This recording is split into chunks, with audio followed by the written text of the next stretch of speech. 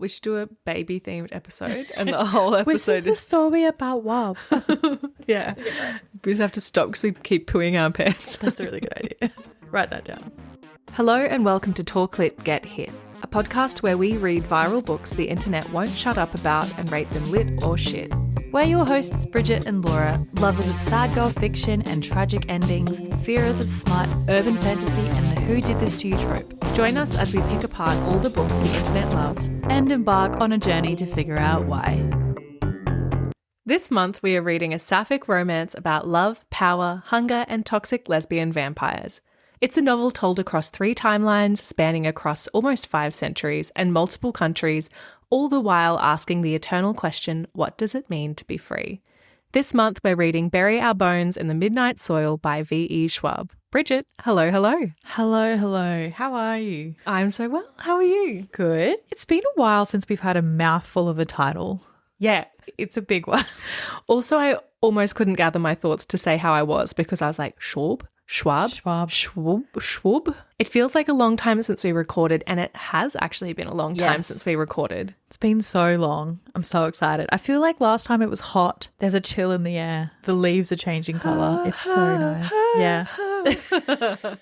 You know it. We all know it. We're all excited. How's your month been? My month has been good. It's been quite busy. I've been moving around all over the place, and honestly, I'm just looking forward to staying at home for the, foreseeable future. I've been to Sydney a few times. I went and saw Maisie Peters. I went to Mardi Gras, which was an unexpected treat. So fun. I've never been. So fun. We actually didn't know it was on because we haven't been on social media. And we just ended up flying in on the night of the parade. So then we just went to the parade and we had this like perfect spot at the start of Oxford Street.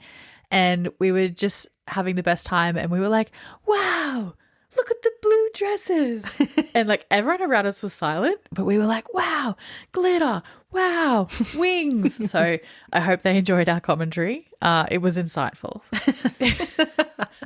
We also went to Madame Tussauds. It was terrifying. I don't know if you've ever been to one of those before.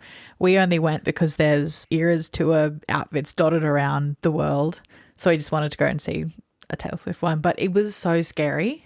The Harold from Neighbours one, I think, was the worst. It just looks so realistic. Do you feel like it's better when they look really realistic or when there's something a bit off about them? I don't know if better is the right word. Yeah. I was like, did I just say that? It's so scary. I think it's scary when they're off because it's like, have I been perceiving this person wrong my whole life? Obviously, they put a lot of money and time into this. Delta Goodrem looked nothing like Delta Goodrem. I went back to Sydney another time because Brian had a friend from Yorkshire come and stay from primary school. So we did all the touristy things. That was nice. We went with a group of friends to Noosa and we went to Australia Zoo. Ooh. I haven't been to Australia Zoo since the Veronicas played there.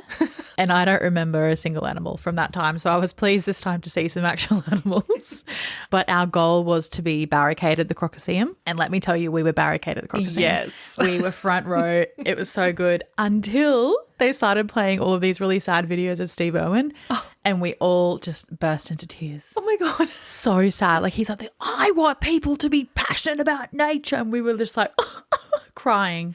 I think it's just amazing because like we are obviously still getting mileage out of Steve Irwin's death, which in itself is quite amazing. But I think like the fact of like who he was and what he stood for and what he said is so like enduring and so moving. It's so upsetting. I'm tearing up thinking about it right now. Yeah, I can see your eyes glittering. Like me, Maddie, Erin, Shani, we were just crying. Even Brian. Don't blame was crying. you. Yeah. It was so sad. Like what a waste. Oh my God.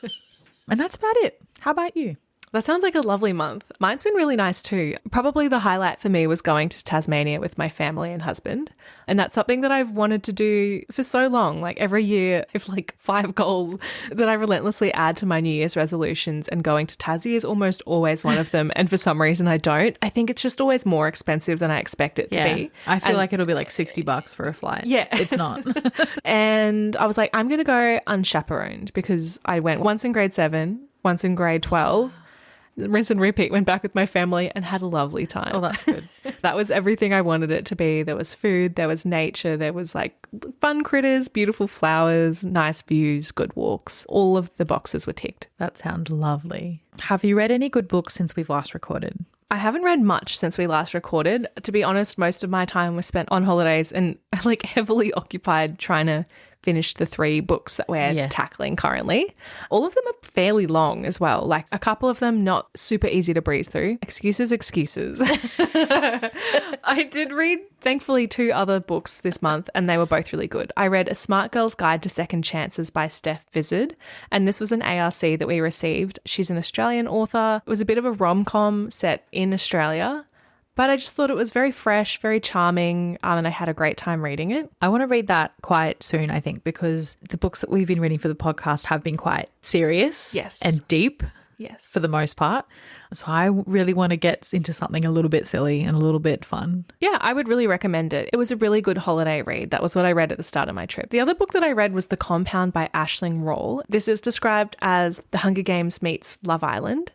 And I didn't really know what to expect from this. I've read a couple of books where it's like women are like in this dystopic future and they're like separated from society or they're in the desert. And there's been some hits like I Who Have Never Known Men. And there have been some real misses, but this was great. So the premise is it's kind of like this dystopic future and there's a group of, I guess, like influencers that are pulled from society to go to this compound in the desert where they build relationships and complete tasks to earn rewards and stay longer and longer in this paradise. There's a lot of mind games and drama and I really enjoyed it. I thought while I'm a little light on with the books, I might try to recommend a couple of other things that I've enjoyed this month. And so I do have 2 movies that I would recommend. The first is a Japanese film called Perfect Days, and I feel like I'm trying as hard as possible to harness the mindset of this film because it was like a really beautiful, cinematic, meditative story about a man who is a toilet cleaner in Tokyo who lives like this very humble, repetitive, monotonous life, but takes pleasure in his simple routine, collecting his secondhand books, his records, cleaning his apartment, taking pride and just sort of doing simple tasks with great seriousness and gravity. I thought it was a really beautiful film and I loved the message and I think it hit me at the right time. The next rec is Mickey 17. So this is a movie where Robert Pattinson is the star, and in this movie he plays a quote-unquote disposable employee who's sent on a human expedition to colonize like somewhere in space. And so when one iteration of him dies, another is generated and it's like a rinse and repeat. He keeps going and exploring. They keep testing like medicines and weapons and all sorts of things on him, but he regenerates with like his memories intact. And again, it was a surprisingly touching film about what it means to be alive and what it means to be human, but also like new Robert Pattinson accent unlocked. It was really funny and charming. What was it? Yeah, that's me. I'm Mickey. Like, kind of. We'll watch the trailer later. Yeah, okay, good. And then the last thing I enjoyed, the very last thing. The only other thing I enjoyed in the month of March was an album called Full Circle by Tom Misch. So I read somewhere that he wanted this album to feel a little bit like some music that you would hear your parents playing when you were growing up, but you wouldn't quite know what it was. That kind of like 1970s to 1990s singer-songwriter type vibe. I just think it's very warm and intimate, kind of like a little bit folky in parts. I really don't know how to classify music, but kind of like light, shimmery, early morning road trip vibe for me. And I really like it. How about you? I've actually read lots of good ones this month, but I've just picked my top 5 faves. The first one is a book called Interpreter of Maladies by Jhumpa Lahiri, and this is an author that I've tried to read a few times. She's translated a few books that I haven't enjoyed, and I also didn't enjoy another book that she had written, but I kept seeing recommendations and I went through a little bit of a short story phase for a few weeks, and so I thought I would just give it a go, and I'm so glad that I did. It's a collection of short stories about love and family, Indian culture, and immigrants grappling with their new identities in America.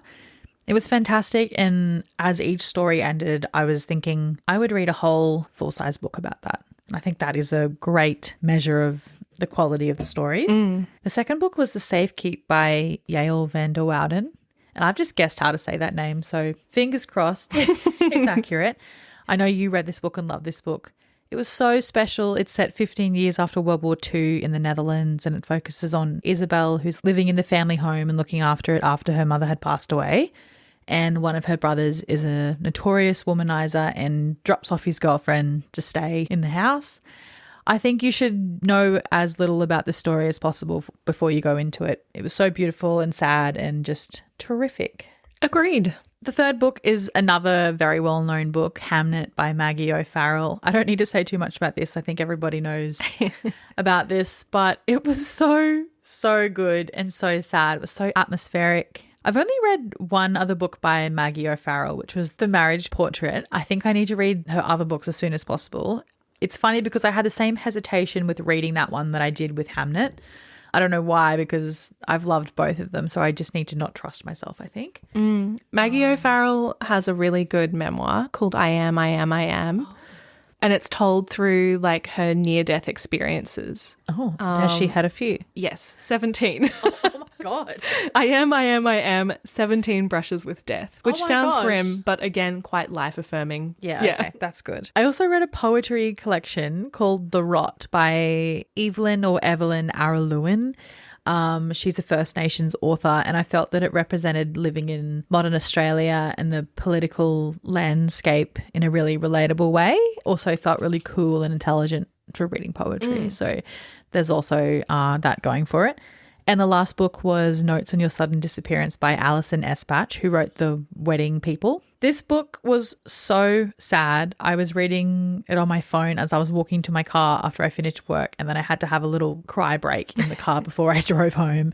The narrator is talking to her older sister who dies unexpectedly, and she's telling her about what happened like as they were growing up together and what happened during the accident and like the direct aftermath, and then just how she grew up without a sister. Very sad, very good. You really need to read The Smart Girl's Guide to Second Chances or something else light, because that has been a heavy month. Actually, that's true. Every single one, sad. So sad. I also have been watching The Other Bennett Sister, which is like a reimagining of Mary Bennett's story during and after the happenings of Pride and Prejudice. And I have to say, sobbed in that too. So it's been a month. It's been a month. Okay, so we are reading Bury Our Bones in the Midnight Soil to cover off on the theme of sapphic romance. Sapphic romance is a genre featuring romantic or sexual relationships between women, or more broadly, non-male individuals, maybe people who are trans or non-binary. The terms derive from the Greek poet Sappho and serves as sort of like an inclusive umbrella for stories involving people who are lesbians, bisexual, pansexual, or queer women, and I think often is focusing on sort of telling more positive queer-centric narratives as well, rather than focusing on I think what we more traditionally see, which is that kind of trauma porn, trauma story. Nothing but sadness. Yeah. This theme was actually inspired by a question that we got for our Talk Lit With Us episode in January of this year. A listener had written in to say, I love the increase in new LGBTQIA plus media popularity, but where is the sapphic rep? And we tried our best to think of some good recs, and we came up with a few. If you are interested in hearing a full list of recommendations, then I recommend you go back and listen to that episode. But since recording that episode, I have a few more to add. The first one is The 3 Lives of Kate Kay by Kate Vaughan. And this was a really great story told over 20 years or so about a young girl who starts out in her hometown and has a best friend that she is obsessed with / in love with, the usual story. And then it just follows her through her life. And she has 3 different names. Really recommend that one. Another one was Scenes of a Graphic Nature by Caroline O'Donoghue, which was a little bit of a mystery set in a small Irish town. Another one that I've already mentioned this episode is The Safekeep by Yael van der Wouden. And the last one is This a Cry for Help? This was extra interesting to me because the main character is actually a librarian. Oh, and it's sort of talking about book banning and the current political climate in the United States and freedom of information. It was very interesting. Well, Bridget, before we get into it in earnest, I would love to know how you were feeling. What were your initial thoughts, expectations, hopes and dreams heading into Bury Our Bones in the Midnight Soil by V.E. Schwab? Take a big breath. I remember seeing this book everywhere online when it first came out. I've heard mostly good things about it. I vaguely knew it was about sapphic vampires, and I liked the title and the cover, and that was where my thoughts ended. So how about you? So funny because one of my notes was great cover. Yeah. Cool title. I think I was interested in reading this book also mainly based on a vibe and an impression. I didn't really know a lot about it, although I will say that I did know that it had multiple perspectives and storylines, which for me is kind of something that I don't tend to enjoy in a book. So I might eventually have picked this up of my own free will, but that was a significant deterrent. I will also say that I thought it would be more available than it was. So I forgot to buy the book before I went away to Sydney the first time. I thought it would be at the airport. It just seems to me like an airport kind of book. Wasn't in any bookstore. Yeah, I think it's burned through the rounds in like Target, Big W and Kmart as well. Like I know we should be supporting independent bookstores, but sometimes with these podcast books, it's a bit of a gamble. Yeah. And you don't want to splash out on a book that you're going to want to rip to shreds. Yes. If hearing spoilers about Bury Our Bones in the Midnight Soil makes your blood boil, then it is your time to exit the episode now. Make sure you come back when you are ready and subscribe in the meantime. Bury Our Bones in the Midnight Soil contains mature themes including general vampire behaviour such as violence and murder, along with marital rape, toxic relationships, abuse, grief and homophobia.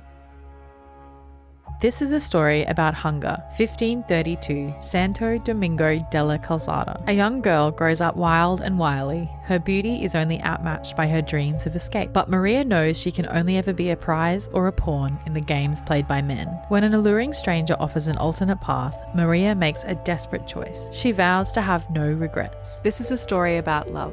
1827, London. A young woman lives an idyllic but cloistered life on her family's estate until a moment of forbidden intimacy sees her shipped off to London. Charlotte's tender heart and seemingly impossible wishes are swept away by an invitation from a beautiful widow. But the price of freedom is higher than she could have imagined. This is a story about rage. 2019, Boston. College was supposed to be her chance to be someone new. That's why Alice moved halfway across the world, leaving her old life behind. But after an out-of-character one-night stand leaves her questioning her past, her present, and her future, Alice throws herself into the hunt for answers and revenge. This is a story about life, how it ends, and how it starts. Okay, Laura, I am so excited to hear how you felt about Bury Our Bones in the Midnight Soil by V.E. Schwab. I liked it. Oh. I had a good time. I thought it was really gothic and vibey and atmospheric. The longer I sit with it, do I feel like it was much more than that? Maybe not. But I had a good time reading it overall. How about you? I'm still unsure about how I feel. It's been maybe a week or two since I've read it. I think it was way too long. I think there were whole plot lines in the book that were unnecessary. I think I liked it, but at the same time, I wasn't excited by it. And I think if I wasn't reading it for the podcast, I would have DNF'd it. Yeah, I agree. I agree about it being way too long. I agree about there being too many plot lines. I think that's probably like the major weakness for me. I think I probably would have persevered, but then I would have been way more mad about it at the end. Well, let's get into it. What can you tell me about this book? Okay, so V.E. Schwab, or Victoria Elizabeth, I think, has written about 25 books, which is a lot of books. Wow. That's a lot of books. That's a lot of books. Victoria. She's a busy girl. She's born in 1987, grown up in Nashville, Tennessee, to a British mother and American father. She has a Bachelor of Fine Arts in book design, which is very interesting. And she got her master's in depictions of monstrosity and medieval art. Oh, I like that. Yeah, same. At the University of Edinburgh. And she has lived in Edinburgh for, I think, the last 8 years. The only other work that I am familiar-ish with is The Invisible Life of Addie LaRue. But she's also well known for the 2013 novel Vicious and the Shades of Magic series. She also had a supernatural teen drama series called First Kill, which was based on a short story of the same name. She has a podcast called No Right Way with V.E. Schwab, and she talks to authors about their origin stories, creative processes, work-life balance, and how they bring their stories to life. She came out as gay at 28, and she said that this was personally and creatively formative. And she also said that in the writing of Bury Our Bones, the 3 different storylines are quite representative of her journey coming to terms with her queerness. I watched a lot of interviews with her and listened to a few episodes of her podcast, and her writing process was really interesting to me. She said that often before she begins a book, she likes to have the characters ironclad so she can focus on the word craft. And she also said that she has a poetry background and she normally writes a line or a poem that forms the book. And I think we see that in Bury Our Bones in the Midnight Soil. There's that poem that keeps coming up throughout the story. And she also asks herself when she's nearing the completion of a book, has the story achieved its purpose? And she said that Bury Our Bones is actually the closest she's come to achieving the purpose in her mind. Oh, okay. Yeah. Interesting. Yeah, I thought that too. Took my breath away. If we start thinking about the book, we have 3 main characters and then a host of supporting characters.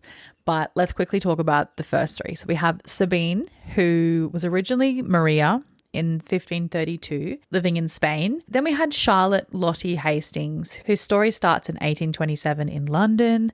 And the last main character we have is Alice Moore, whose story starts in 2019 in Boston, but she was born in Scotland. I think it's good to know that we have these 3 different characters set across 3 different storylines, because the book does follow kind of quite a non-linear structure and, as we've said, shifts perspective between each of these 3 narrators. And it's even a little more confusing because the character of Sabine begins named as Maria. We do have a character named Lottie who appears, but then Charlotte Lottie Hastings emerges at some point later in the book. I feel like I can't talk about the characters without talking about the structure of the book, because the 2 things go hand in hand for me and like significantly impact my enjoyment of the others. So I did say at the start of the episode that I personally have problems with books that are told across multiple timelines and multiple points of view. And I think it's kind of like when you're reading The Lord of the Rings, like the Frodo and Sam bits are so boring. And I've often find with stories told in this way that one perspective is weaker or less enjoyable than the others. Or the story doesn't hit as hard because we're constantly shifting perspectives and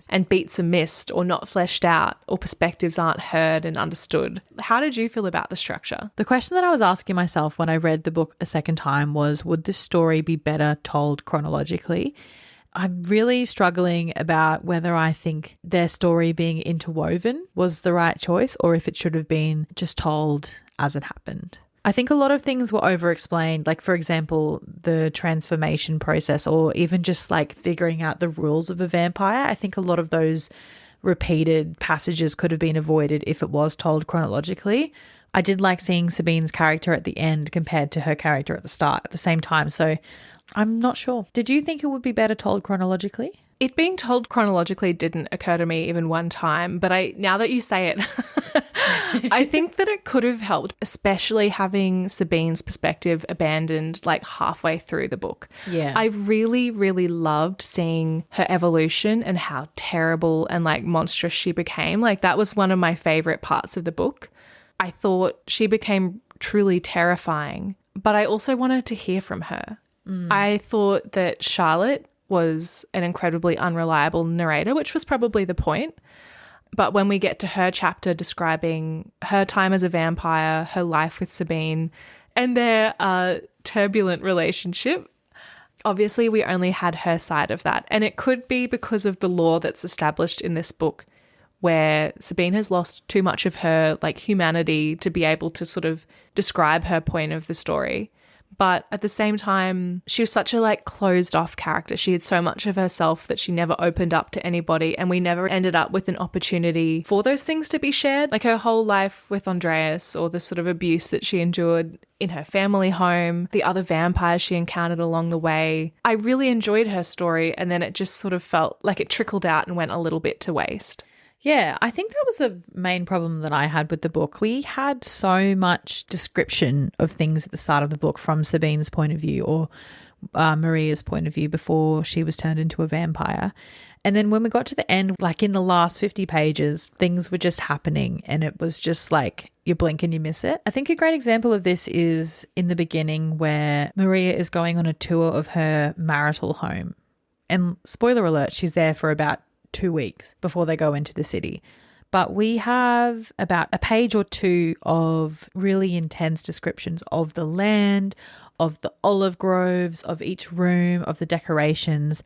A lot of the times I hate in books when you can tell that things are just being told to you because something important is going to happen to that later in the book. But I felt like a lot of the things that happened in this book was kind of the opposite of that. It was like, why did you tell me about this? It's too long already. nothing's ever going to happen. Example of this is on page 54 where she's eating cherries and she's like spitting the cherry pits into the ground because she would love to turn the olive grove that is already planted into a cherry grove as sort of like an act of defiance against her husband and his family. And I was really expecting that to become something later in the book, but it never really did. And then I was trying to think, is it like a weak metaphor knowing that Maria and Sabine will never be satisfied? But I think if you start to stretch too far like this, the book sort of becomes a bit farcical. Another example of this is when Matteo made mention of the fact that he knew the original Sabine, and that never really eventuated into anything either. I actually really enjoyed those things that you just described, but I think it was maybe trying to be too much at once. Like I thought that kind of metaphor-laden description was perfect for a vampire novel. And I think at the start I was very much enjoying it because I just thought it was going to be this really like lush, sensory, sumptuous kind of vampire novel in the vein of like The Interview with a Vampire. Like it was so focused on like tastes and smell and touch and like lace and velvet and, you know, like environment. It was like really, really tactile, which I think although I haven't read much vampire literature, makes a lot of sense. But then as the story progressed and these narratives intersected and it became clear that there was like a lot more going on and a lot more on the line, that's when it started to become a bit frustrating. Like I think things like that little nod to the original Sabine are kind of charming when it's just like a suggestion of, oh, you know, you're an old person who's lived such a rich life. There's mystery and unknown in the life of a vampire. Like, I kind of like that. But when it becomes evident that Sabine is going down this really treacherous path and she's probably going to come to harm or do harm to other characters in this book, and that's the point of the book, then that becomes really distracting and kind of like irritating.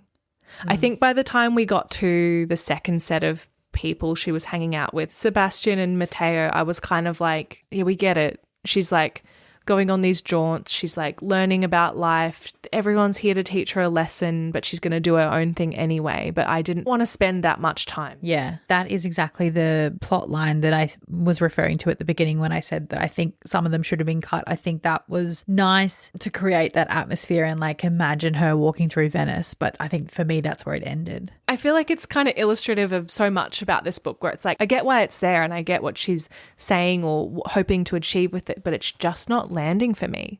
We get the first set of vampires that she comes across, Hector and Renata, and they teach her this kind of like really reckless, devil-may-care, like the world is ours to seize, like pillage, Yeah, like take what's yours kind of mentality. And that kind of is how she had been living her life and continued to live her life anyway. So I guess like Sebastian and Matteo were there to illustrate like, yes, she has been given options, but she's always going to be hungry for more. But I think by that point in the book, it was pretty clear. I think also by the point that Matteo and Sebastian came in, like we were also getting those really long, dense chapters from the point of view of Alice. I think that was where I found the most to be annoyed about. I thought Sabine's parts were really beautiful and written really well, and I felt like I knew her as a character.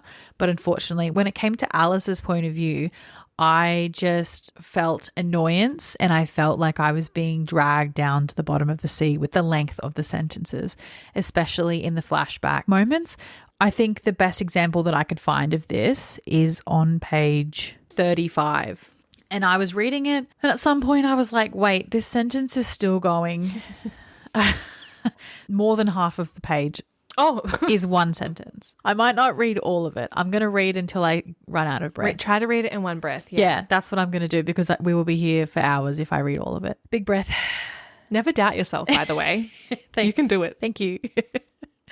Leans in so hard that she feels like she's falling, even though it's the other girl being pulled down into the bed, on top of her, skin so velvet, petals soft and warm where it fits against hers, and her whole body hums because still they are not close enough. Alice Family goes, I ran out of breath. And that was 4 lines of a 21-line long sentence. And that was not the only time that happened. And I just thought this is too much, and this is why your book is How many pages is this book? 533 pages. It's long. I tend to agree about Alice's sections, and I guess each perspective or character in this story is sort of meant to represent something. So like I think Sabine is representing power and control. Charlotte's probably like connection and acceptance, and Alice is like purpose, identity, and meaning. And like as we see in the flashbacks, Alice has a really complicated relationship with her older sister, Caddy. She's constantly in her sister's shadow. And in fact, so much of Alice's chapters consist of flashbacks to memories with Caddy, who you spend the whole book thinking is probably dead, and then spoiler alert, in the last like 50 pages it's like, yeah, oh yeah, she is dead. I wish that hadn't been drawn out so much. I think I get what she was trying to do with those sections, but I just think it weakened the narrative because it really disrupted the flow. It didn't actually really tell me anything about Alice, and so I guess you could argue that it was effective, but I don't know. I think it was a distraction. I think waiting for the reveal of how she died was a distraction because from the very first mention of her, I think maybe like her phone rings and it's the ringtone that her sister used to have or the song that her sister used to love. I was like, okay, well, she's dead. And so I was searching each flashback for like how she died, and at one point they were at like a bonfire or something and there was a firework and I was like, oh, so she's killed by the firework. Yes. Like I was just guessing how she died, and I was really taken out of that story as well. And I think one of the saddest parts of the book for me was when Caddy died. I thought that was a really sad and tragic ending to quite a vibrant personality, but at the same time I had been waiting for that for 500 pages, and so I don't know if it really hit as much as it could have. I think probably some of Alice's strongest scenes were after she had just become a vampire, because those were maybe some of the longest sections of just Alice. And I kind of liked, although, yeah, like we had heard it before, I kind of liked her being like, oh my God, like sunlight for real, like, okay, yeah, the myths are coming true, and sort of like keeping track of like what was commonly accepted law and like what's different, and sort of trying to convince herself that something's not happening that actually is happening. I sort of thought her monologue of like internal reasoning and bargaining was very realistic and like sort of gave her a voice that she didn't really have until then. Yeah. I also liked when she seduced that man and took him home and killed him in his garage. I thought that was one of the most like sort of evocative scenes from her point of view. But then again, still kind of a little bit at odds with the rest of her chapters and what we know about her so far. I think what you said is exactly right. And I think that if we had had more chapters of just Alice making her way through the world, then maybe the ending wouldn't have felt so disjointed. Like for me, I found it really hard to sort of marry the character of Alice that we were seeing in the flashbacks with the character of Alice that ends up being able to destroy Sabine and Lottie. I thought they were sort of at odds with one another, but there was a big time jump in between those two moments. Like most of the flashbacks, she was a child. So when it came to the end, I was like, she's ruthless. Like, where is this coming from? But if we had had more of just Alice at the present day, it wouldn't have seemed so different. Because I do think you get the sense that it's boiling up. Yeah. And I did like that. Like she was getting angry. Yeah. I do think V.E. Schwab did a good job of making separate narrative voices, but I will say that I didn't really like Alice's. It was probably the one that wanged on the most. It was really, really overladen. I think you've already mentioned this earlier in the episode, but I did see a comment from V.E. Schwab that said that Charlotte is actually an unreliable narrator, which is something that I always find so interesting because that is not ever something I accuse a character of being. I just sort of take what they say as gospel and I'm like, okay, cool. This is what we're doing now. How did you feel about Charlotte? I really liked the character of Charlotte, and kind of same, like it never occurred to me on face value to think of her as an unreliable narrator. But at the same time, there was something like an undercurrent in her story that felt a little bit sly. I can't and couldn't put my finger on what that was. But one of my notes said something about Charlotte's chapters being the first chapters to kind of question the ethics of being a vampire. Up until then, we've had Sabine, who's like on an absolute rampage. And we've had Alice, who barely understands what's happening. But when we get to Charlotte, she's the one that's like, you guys, shouldn't we be doing something different to this? I couldn't possibly do this. Yeah, that is exactly how she was. Yeah. And so I'm kind of like, oh, that's convenient. Yeah. Another thing I thought was really convenient was like the weak links to historical events. Yeah. Another then, war like, came and went. The really weak commentary that was like given to us by Charlotte. She's like, this is about World War One. The world is so dark, whispers Charlotte, so full of death. There must be something we can do. Sabine brings her fingertips to Charlotte's chin and lifts her face. Yes, she says, we can live. It's like, okay, peace. And then again, she is naive enough to think the worst is over now, and she marvels at the beauty that rises in the horror's wake. The defiant way the world recovers grows back stronger than before. And then a few years later, World War II hits. It just sort of felt a bit like Forrest Gump. Yeah, and I think the juxtaposition of Charlotte making those observations about like what a heavy and dark time it was, but continuing to live her life in this kind of like frivolous, hedonistic kind of way tells you a lot about that character. Now, obviously, at the same time, Charlotte is absolutely in an abusive relationship with Sabine, as she would tell it. I tend to believe that's the truth because some law that's established quite early on is that the longer you live as a vampire, the more parts of your soul or humanity erode until you're just like a shell of nothing filled with bloodlust. And I'm not sure if that's something that V.E. Schwab has created or if that maybe appears in some other kind of vampire literature, but I really liked that. I liked that too. So obviously it's not all sunshine and roses in Charlotte's life, but when she is years down the track free of Sabine and sort of living her life as per normal, with her freedom, does she go and study like a medical degree? Does she go and take up the arts? Like, no, she just goes on hookups and keeps a little journal with like... And dyes her hair purple. We've been alive so many years. We can do anything we like. And what you want to do is get laid. Yeah, I just think that we have been raised on the Cullens as the, perfect... And like, that is very clever because it does tell you a lot about that character. It will show you a lot about that character without telling you that she's selfish and that she needs to be loved. Yeah. And like those are the things that motivate her. I was listening to an interview with V.E. Schwab and she actually said that Lottie is the villain of the story, which was so interesting to me. I think I mentioned earlier that she also said that the 3 storylines represent the 3 eras of her coming out journey. So Sabine, she said the version of her who was able to write this book, she was unapologetic, she was uninterested in conforming. Alice was the version of her that was trying to find her identity while dealing with the whiplash of realizing that you are gay. And Lottie was the toxic years and the person who wants to be loved at the expense of others. And I think that is just a perfect description of the character. Because you're right, she never does anything other than hookups. And she thinks she's doing them a service. Like she thinks she's doing them a favor by like writing them in her little book. Yeah. And like, this is so sweet, you guys. And, I watched to make sure that she never came and ate you or whatever. I see you. So funny.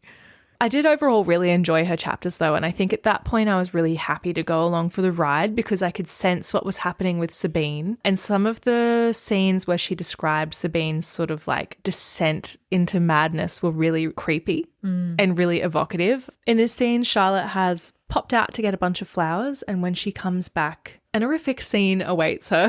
Well, it pops out to get a bunch of flowers in the midst of being like, wow, guys, World War II is bad. I'm going to go pick up flowers off the ground. She arrives, the flowers in one hand and the keys in the other, and finds blood. Blood on the doorknob, blood on the stairs, blood sliding like fingers down the wall. The gruesome trail leads to their bedroom, where she finds Sabine standing in the centre of the room, covered head to toe in red. It streaks her face, drips from her hands, pools beneath her bare feet on the floor. Charlotte recoils at the sight, the wood creaking beneath her shoes. Sabine's head drifts up, her eyes black, the pupils wide. She smiles dreamily. There you are, she says in an airy voice, too kind to be the stranger's, too wrong to be her own. My love, Charlotte says, fighting to sound gentle. What have you done? Sabine lets her head fall back. Her gaze trails across the ceiling. They came apart like Christmas paper. Her arms drift at her sides as if through water. Ribbons everywhere. Charlotte shivers. There is no violence in her voice, but what's left is somehow worse. This languid monster in her lover's flesh. I liked that bit a lot. Spooky. There's a little passage that's quite close to what you just read out, and I thought it was a really true representation of what it is to be in a domestic violence relationship. And it says, why does Charlotte stay? That is like asking, why stay inside a house on fire? Easy to say when you are standing on the street a safe distance from the flames. Harder when you are still inside, convinced you can douse the blaze before it spreads, or rushing room to room trying to save what you love before it burns. Lovely. There's so many passages like that where you're like, oh, that's fantastic. Yes. But kind of like we found with Song of Achilles, sometimes it can be too much. It can lose meaning. Yes. It can obscure the plot. It can distract from the characters. I don't think it was anywhere near as bad as I found it in the Song of Achilles. No. But it was pretty meandering. And I think it loses points there for me. I feel like the ending was so rushed because so much time had been spent giving us beautiful passages time after time. Like in every chapter, there had to be some really nice, meandering prose. But like when the action was happening, it was like, we're done. Yeah, and I mean, I guess there could be some sort of literary device at play here where we want to show like the richness and endlessness of a vampire life and how quickly a life can come to a close. But like, I mean, maybe that's one way of looking at it, but the fact is that it didn't really work that much for me. By the end, I was just willing it to be over and I wasn't even really thinking about what was happening. Like when Lottie said, if you kill her, you'll go back into a human. Like in the back of my mind, I knew that wasn't possible because Maria had killed Sabine and she didn't turn back into a human. But I was like, yeah, whatever. Just like ready for it to be done, rolling with whatever was happening. And I also was like, as if that is how Sabine would meet her downfall. She's wearing literal chainmail and as if 10 minutes in, she's like, yep, let's have a shower, babe. You're so hot. You know what? Do want to get laid. Sabine been lonely so long. Sabine, mommy likey. It's just like, it doesn't make any sense. So I thought it was a really disappointing end to the book. It was a bit like that meme where there's the beautiful horse for like 7/8 of the horse and then the last one is just like a child's finished the picture. That's how I felt the ending was. Although I'd have to say I think it was redeemed a little bit by Lottie drinking the blood that had been poisoned with the dirt. Love that. I like that too. I liked Lottie's ending. Yes. Because I think, she is the villain. Yeah. And I like that she had this scheme and this plot that didn't come off. But I really don't like that Alice had to do her dirty work for her. No, neither. I guess Alice shifts from being just a pawn to having some agency in killing Lottie. But I don't know enough about Alice still by this point in the novel to know if that makes any sense. To me, it doesn't. I know we've kind of flogged it to death at this point, but in the end as well, the final scene is Alice just walking off. She just ran.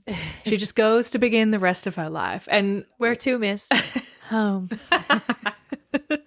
Ding, ding, ding, ding, ding, ding, ding. Like that kind of coming of age film music plays. I didn't know where I was going to go, but I knew I was going to be just fine. And look, I do think that's the vibe that she's going for here because like, who is Alice? What is she going to do? The possibilities are endless, and I think that's probably the point. But if you could guess where Alice goes from here, like what do you think she's getting up to? Oh, that's a good question. I mean, I don't know if she's going to go the Dexter way, only killing people that are bad, or if she's going to go the Carlisle Cullen way of, becoming a doctor and trying to help people. I can't remember what she was studying at university. Me either. Did we find out? Maybe not. Maybe we never knew. I'd like to think that she would be traveling and seeing all the places that Caddy mentioned her mother had been to. But I also think that she would have a relationship with her family. I think she would try to maintain some sense of normalcy for as long as she can. I don't see her doing anything too exciting, to be honest. I think she just wants to live her life and just do as she pleases. What do you think her future looks like? Oh, I hoped you'd never ask. I didn't really have too many thoughts either, but I didn't think she would go down a sort of vigilante justice route. Maybe I thought she could go from country to country, like learning languages and doing like car safety awareness campaigns. I could see that. Maybe she could become like a family therapist. Mm-hmm. I don't want to read any of these books. I don't want to read a sequel about any. This is why we shouldn't write books. She could have moved anywhere in the world and she went to Boston. Boston? Yeah. What's next? Idaho? Boring. Never been. Sorry to Bostonians. Sorry, Bostonians. I guess the last sort of major element of this book that we haven't really touched on is the kind of vampire of it all. Because this book has actually, I think we may have nominated this previously, like at the end of last year in a vampire novel. We had the good fortune of reading Interview with a Vampire, which introduced us to our favourite actor, Tom Cruise. Yeah. Don't know if you've heard of him. Love him. He's really cool. He's really Just cool. ignore the Scientology stuff. Yeah.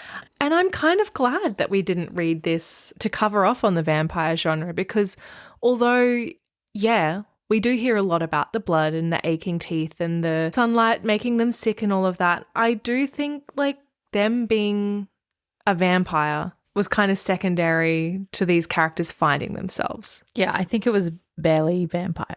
I'm not well versed at all in vampire literature. Like Twilight and Bride by Ali Hazelwood is pretty much where it starts and ends for me. But themes of searching for meaning, what it means to be alive, what it means to be human, and a vampire story do go hand in hand. But I think that search for meaning, control, power, connection, whatever, particularly set against like a patriarchal society, was the focus of this novel. I'm actually not upset about it not being like heavy on the vampire because if I think about my favorite book of all time, Twilight by Stephanie Meyer, I don't like that book because it's a vampire book. That is not what draws me to that book. Yeah.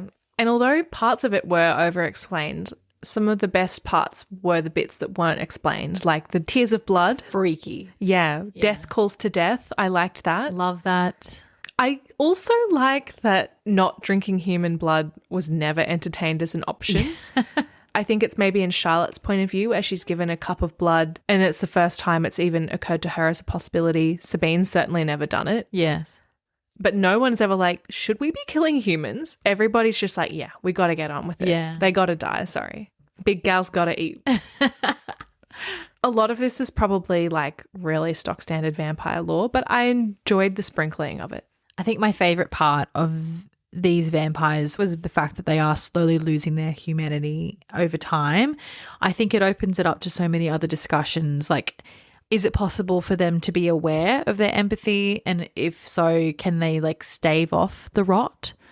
Can you live forever if you remain self-aware? There were a couple of really nice quotes around that theme that, I mean, really hammered it home, but were nice all the same. One said, "Death comes and sometimes it is kind and often it is cruel and very rarely it is welcome, but it comes all the same." There's another short quote that comes from Sebastian, who's Mateo's human companion. He says, "Is it life he counters if there is never death to balance it? Or is it its brevity that makes it beautiful?" Okay, we're at the pointy end of the episode. Pointy like vampire teeth. It's time for, thank you for laughing so much at that. It's time for most and least favourite characters, and I can never remember what order we do this in, but we'll start with most. Bridget. I just realised I haven't thought about this at all. It shocks us every time. Yeah, almost as if we made up this format.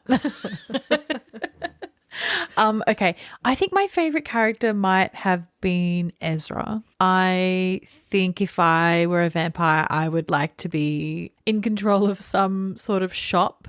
Thinking about it now, it is a little bit like Before the Coffee Gets Cold. That's what it was. Yeah. Yeah. The whole time. Revolving characters, revolving fronts for the business, maybe a record store, maybe a cafe. Psychic?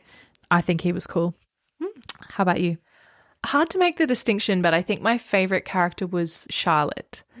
Although she is terrible, very enjoyable to read. I would have liked a book about Charlotte growing up, and I like a Bridgerton because it was kind of going into the Bridgerton territory there for a bit, and I was like, I like where this is going. Yeah, we haven't addressed that. I think Yeah. that's also why I like that so much. Yeah. Actually, we haven't addressed the fact that the first part of the book is like ACOTAR when Feyre goes to Tamlin's villa. So true. And then she's being taught how to read. Yep. And then the middle, when she's with Mateo, is like Twilight. Mateo is Carlisle. And then it ends and it is like Bridgerton. So we have a ACOTAR, Twilight, Bridgerton merge. Get this in a review. Yeah. The people need to know. We can't end the episode without addressing that. Who is your least favorite character? I mean, I guess an easy choice is Andreas's mummy. Oh, she was awful. She was a nasty piece of work. But if we're talking about the main players, then probably Alice, because I just really wanted to shake her. She was the most frustrating perspective to read. I feel like I barely knew her. As I've said before, maybe that was the point. Unfortunately, I didn't enjoy it that much. I think Sabine was my least favorite character, but maybe Sabine when she was still Maria. I just think that she did not turn out to be the character that I thought she'd be. I was expecting her to be kind of Jo March, like witty, smart, tomboyish character that enjoys reading and like doesn't want to submit to gender expectations, but also still fiercely kind. I didn't see any of those qualities that I was expecting, and that was disappointing for me. I think she was rude and dismissive and selfish. And I know that was the point, but I just couldn't really enjoy her. If you want me to read that many pages about a character, I think there has to be some redeemable qualities.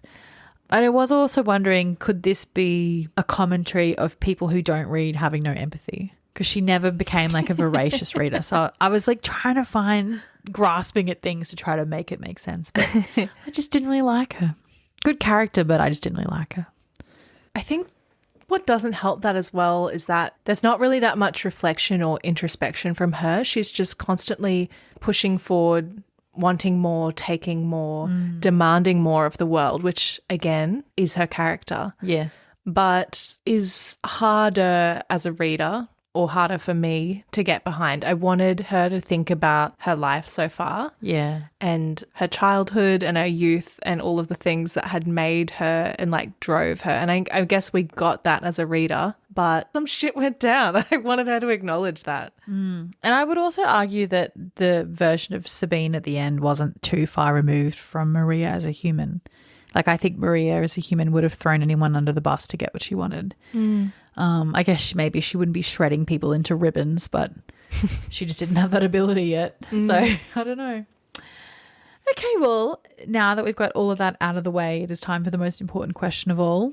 Did you find Bury Our Bones in the Midnight Soil by V.E. Schwab lit or shit? I think overall I still found it lit. I, for the most part, still had a good time reading this, and it isn't until I've stopped to actually think about it and talk about it that I've been able to sort of understand the problems that I've had with the book. I think it was really, really lush and atmospheric, great gothic fiction, probably like a good winter read, but really, really slow. I saw one review that said something like slim plot, big vibes. Yes. Agreed. And if that's the kind of book you like, which it often is for me, you'll probably enjoy this. I think that is the book I like, but I like it to be a 300-pager. Yeah, it's too long. Yeah. I think this is a soft lit for me. If it was shorter, it would be lit all the way. I definitely had a better time than I could have. And that's all I'll say.